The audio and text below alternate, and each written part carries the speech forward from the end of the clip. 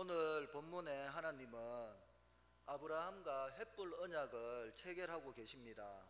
즉 하나님은 후사와 가나안 땅에 대한 약속을 공식적으로 말씀하셨습니다. 이러한 언약 체결은 아브라함이 준비한 희생제물의 고기 사이로 하나님의 인재의 상징물인 햇불이 지나감으로써 이루어졌는데, 이때 하나님은 아브라함에게 장차 이루어질 그의 후손 곧 이스라엘 역사에 대해 짧게 설명하시고 또 약속의 땅의 범위를 구체적으로 제시하여 주심으로 당신의 약속이 반드시 성취될 것임을 확신시켜주는 내용입니다. 오늘 본문을 통해 우리에게 주시는 말씀을 살펴보면, 먼저는 성도는 약속을 이루기 전에 시련을 통과해야 한다고 말씀하고 있습니다.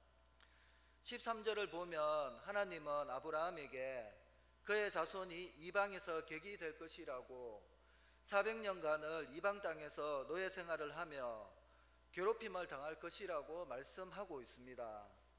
이것은 장차 이스라엘 백성들이 애굽에서 나그네의 삶을 살게 될 것을 예언하신 것입니다. 이스라엘 백성들은 우리가 알다시피 애굽 땅에서 결코 그 땅의 주인으로 산 것이 아니었습니다. 그들은 당시 나그네로서 잠시 애굽에 머물렀던 것입니다. 이스라엘은 분명히 돌아갈 본향이 있었습니다. 그곳은 그들의 조상 아브라함이 살았고 하나님이 그에게 약속하신 가나안 땅이었습니다. 죄악과 부패로 상징되는 애굽은 하나님의 백성이 영원히 정착하여 살 곳이 아니었습니다. 마찬가지로 영적 이스라엘인 성도들은 애굽으로 상징되는 세상에서 나그네와 같은 존재입니다. 죄악이 가능한 이 세상은 결코 하나님의 백성인 성도들이 영원히 정착하여 살 곳이 아니라는 것입니다. 성도들은 잠시 이 세상의 나그네로 머물러 있는 것입니다. 성도들에게도 반드시 돌아갈 본향이 있습니다. 그것은 영적 가나안인 하나님 나라 천국입니다. 성도들은 이곳 하나님 나라에서 영원히 살게 될 것입니다. 하지만 성도가 천국에 들어가기 전에 시련을 통과해야 된다고 말씀하고 있습니다. 또한 14절을 보면 하나님께서 이스라엘이 섬기던 이방 나라를 징벌한 후에 이스라엘이 큰 재물을 이끌고 나올 것이라고 말씀하셨습니다. 이 예언대로 이스라엘은 애굽에서 430년간 종살이를 한 후에 비로소 하나님의 크신 역사로 말미암아 애굽을 탈출할 수 있었습니다. 물론 이스라엘이 처음부터 애굽에서 종살이한 것은 아니었습니다. 이스라엘은 처음에는 비록 나그네였지만 애굽의 총리였던 요셉의 공로로 후한 대접을 받으며 살았었습니다. 그러나 곧 요셉을 알지 못하는 왕이 즉위하자 이스라엘은 400년이라는 긴 시간 동안 실로 엄청난 박해와 시련을 당해야만 했던 것입니다. 마찬가지로 영적 이스라엘인 성도들도 본향인 천국에 들어가기까지 애굽으로 상징되는 이 세상에서 사는 동안 많은 고난을 당하게 됩니다. 그것은 성도들이 섬기는 하나님과 적대 관계에 있는 사탄이 이 세상의 임금으로 있기 때문입니다. 요한복음 14장 30절에 이후에는 내가 너희와 일을 많이 하지 아니하리니 이 세상의 임금이 오겠음이라. 그러나 그는 내게 관계할 것이 없으니, 이 말씀처럼 한번 생각해 보시기 바랍니다. 하나님과 원수 관계에 있는 사탄이 임금으로 있는 이 세상에서 나그네로 살아가는 성도들이 어찌 박해를 받지 않을 수 있겠습니까? 요한일서 3장 13절 14절에 형제들아 세상이 너희를 미워하여도 이상히 여기지 말라. 우리는 형제를 사랑함으로 사망에서 옮겨 생명으로 들어간 줄을 알거니와 사랑하지 아니하는 자는 사망에 머물러 있느니라. 이 말씀처럼 하나님을 섬기는 성도들이 이 세상에서 고난을 당하는 것은 하나도 이상한 것이 아니며 지극히 당연한 일이라고 말씀하고 있습니다. 따라서 이스라엘의 하나님이 그들을 구원하시기까지 400여 년이란 긴 세월 동안 인고의 눈물을 흘리며 인내했듯이 성도들도 비록 세상이 주는 고통이 크고 중하다 할지라도 하나님이 정하신 구원의 날까지 믿음으로 인내해야 할 것입니다. 이스라엘이 약속의 땅 가나안을 차지하기까지는 이 땅에서의 시련과 고통을 필연적으로 통과해야만 하는 것입니다. 특별히 이 세상에서 당하는 성도의 시련은 성도로 하여금 온전한 하나님의 백성이 되게 하는 연단과 정화의 의미가 있습니다.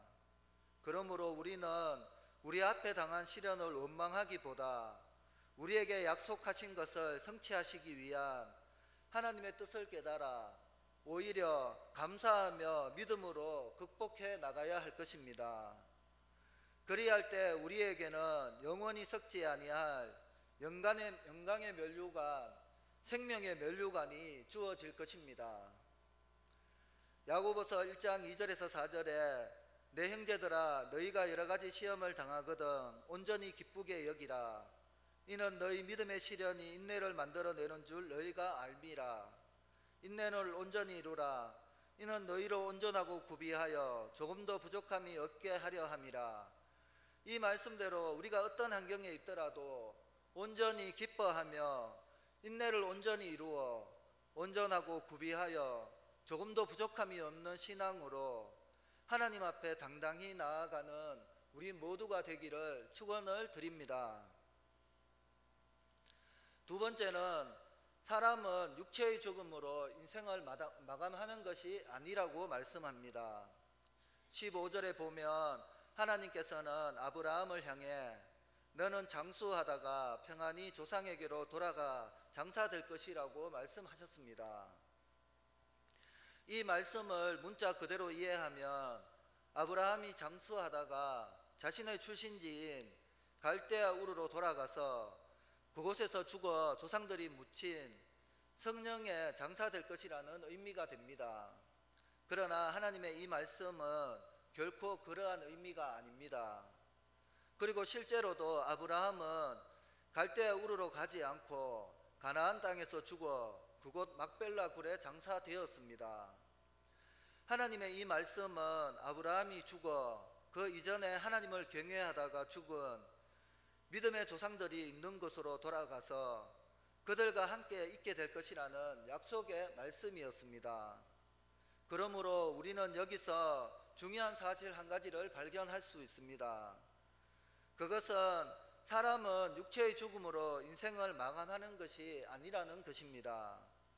여기서 조상에게로 돌아간다는 말은 사람이 육체적 죽음 이후에 새로운 삶을 연속해서 살게 될 것을 보여주는 것입니다. 그렇습니다. 사람의 육체적인 죽음은 인생의 끝이 결코 아닙니다. 사람에게는 육체의 죽음 이후에 또 다른 삶이 기다리고 있는 것입니다. 그것은 인간은 육체뿐 아니라 영혼도 가지고 있고 그 영혼은 영원히 소멸되지 않기 때문입니다. 전도서 12장 5절에 또한 그런 자들은 높은 것을 두려워할 것이며 길에서 놀랄 것이며 살구나무가 꽃이 필 것이며 메뚜기도 짐이 될 것이며 정욕이 거칠이니 이는 사람이 자기의 영원한 집으로 돌아가고 조문객들이 거리로 왕래하게 됨이니라.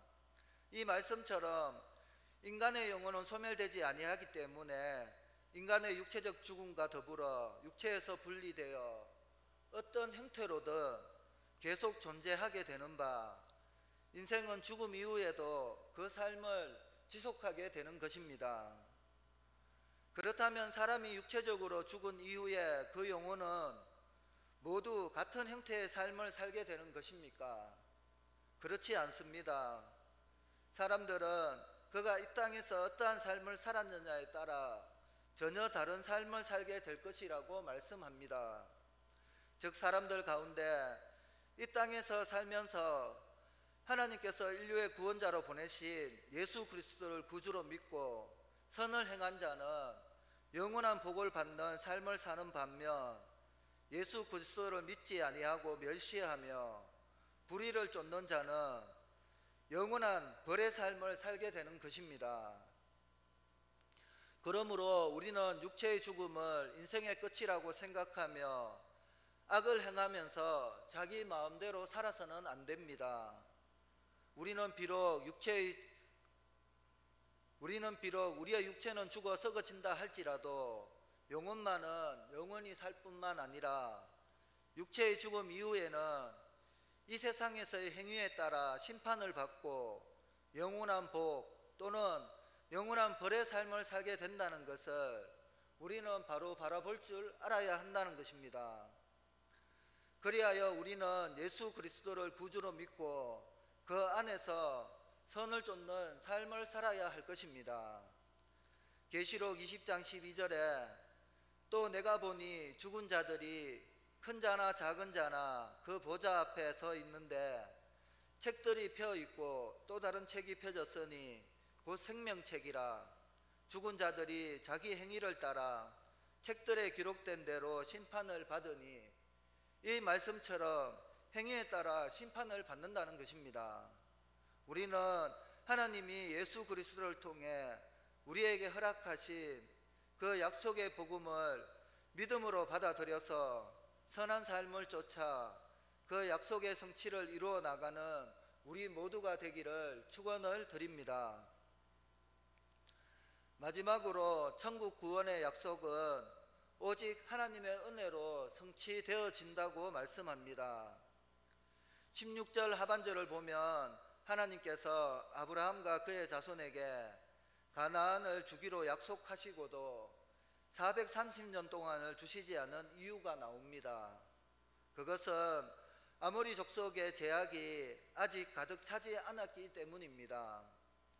즉 하나님은 공의의 하나님이셨던 바 아직 제약으로 가득 차지 아니한 아모리 족속들을 이유 없이 멸하시고 그 땅을 아브라함에게 주실 수는 없었던 것입니다.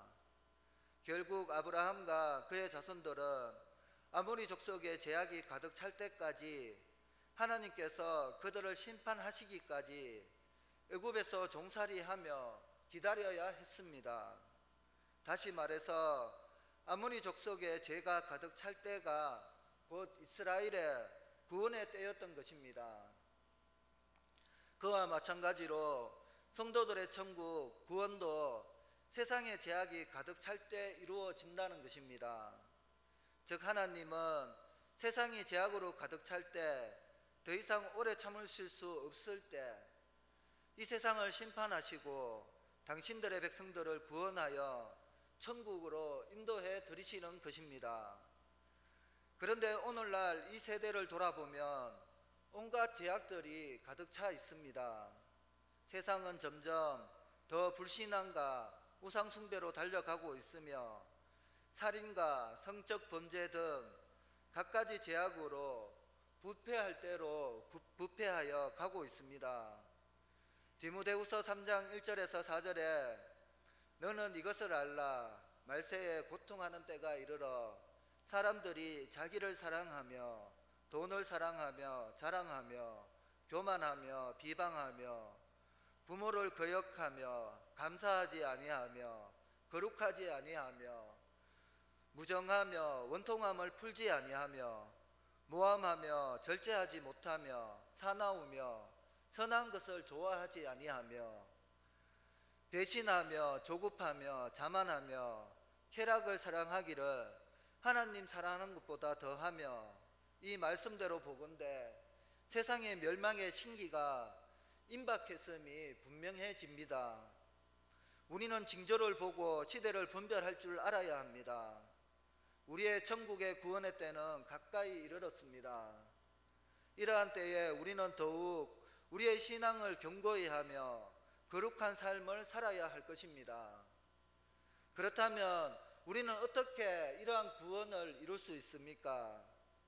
오늘 본문 17절을 보면 하나님께서 드디어 아브라함과 언약을 체결하시는 장면이 나오고 있습니다. 이 말씀의 약속은 하나님께서 아브라함이 준비한 희생 제물 사이를 지나감으로 이루어졌습니다. 이것은 당시 근동의 언약 체결 간섭을 따른 것이었습니다.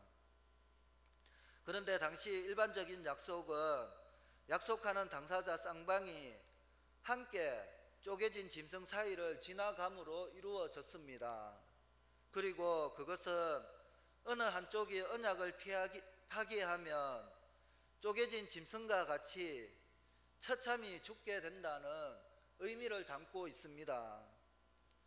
하지만 하나님과 아브라함의 언약 체결에서는 오직 하나님만 쪼개진 짐승 사이를 지나갔습니다. 여기에는 중요한 의미가 담겨 있습니다.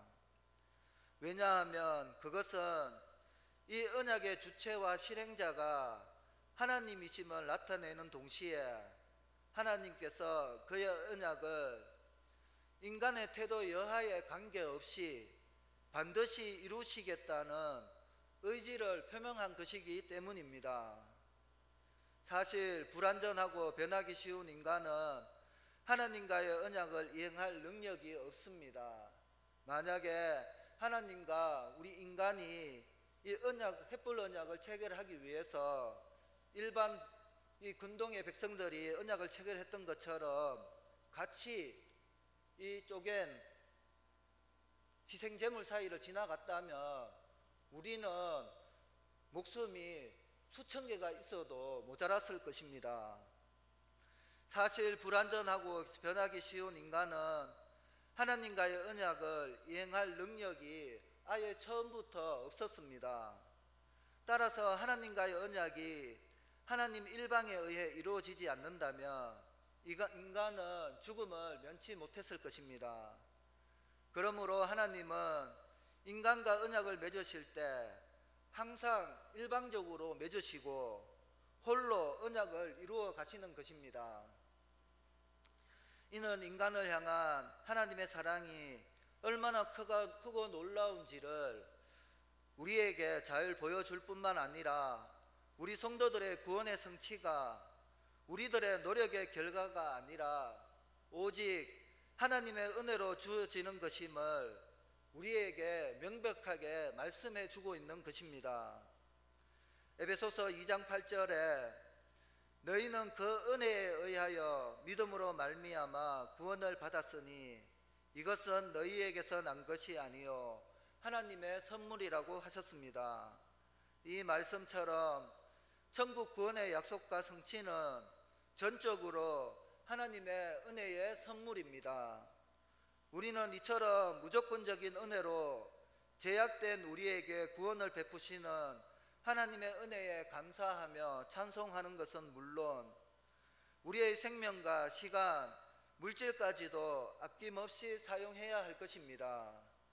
그래서 하나님과 우리가 맺은 약속을 믿음으로 성취해서 하나님께 영광 올려드리는 우리 모두가 되시기를 축원을 드립니다. 말씀을 정리하겠습니다. 하나님은 아브라함을 찾아가 언약을 맺으시고 아무 조건 없이 약속들을 제시하여 주셨습니다.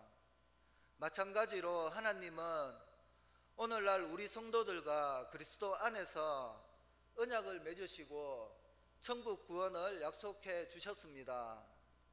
특별히 하나님은 우리와 언약을 맺으실 때 당신의 주도하에 일방적으로 맺으셨습니다.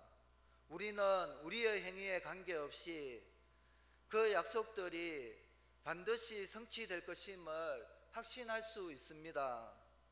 따라서 우리는 하나님의 약속을 추호도 의심하지 말고 끝까지 믿음 안에서 그것이 이루어질 날을 소망하며 살아계신 하나님을 의지하는 우리 믿음의 공동체가 되기를 간절히 축원을 드립니다. 기도하겠습니다.